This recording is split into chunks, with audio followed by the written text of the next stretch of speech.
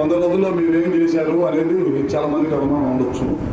ఏం చేశామనేది ప్రజల దగ్గరికి వెళ్ళి వాళ్ళకి వివరిస్తూ ఈ గ్రామాల్లో తిరుగుతూ వాళ్ళకి ఏం కావాలి, ఇంకేం చేయాలి, ఇంకా గ్రామాల్లో ఏం సమస్యలు ఉన్నాయి, ఏం చేయాలనే దానికోసం ప్రజల దగ్గరికి వెళ్ళి వాళ్ళ దగ్గర నుంచి రిప్రజెంటేషన్ తీసుకొని ఇంకా మనం ప్రజలకి మంచి పరిపాలన చేయాలంటే ఏ విధమైన కార్యక్రమాలు చేయాలనే దానికోసమే ఈ కార్యక్రమం పెట్టామన్నమాట. కార్యక్రమం ద్వారా ప్రతిరోజు కూడా అన్ని గ్రామాలు తిరుగుతూ ప్రజల దగ్గర నుంచి వాళ్ళకి ఉన్న సమస్యలన్నింటినీ కూడా తీసుకుంటూ ముందుకెళ్ళాలనేది ఈ వారం రోజుల కార్యక్రమం అన్నమాట.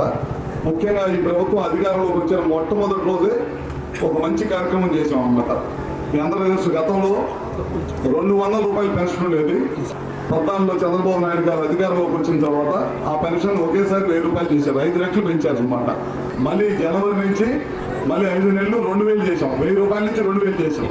తర్వాత మన ప్రభుత్వం అధికారం కోల్పోయిన తర్వాత ఒక పెన్షన్ని 2000 నుంచి 3000 చేయడానికి వాళ్ళు ఇచ్చిన హామీని నెరవేర్చడం కోసం 5 సంవత్సరాలు పట్టింది.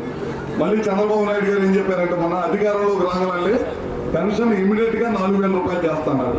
మొట్టమొదటి సంతకం 3000 నుంచి 4000 రూపాయలు చేశారు. ఒకే సంతకం తోటి 4000 చేయడమే కాకుండా ఏప్రిల్, మే, జూన్ 3 నెలల సంబంధించిన బకాయిని కూడా కలిపి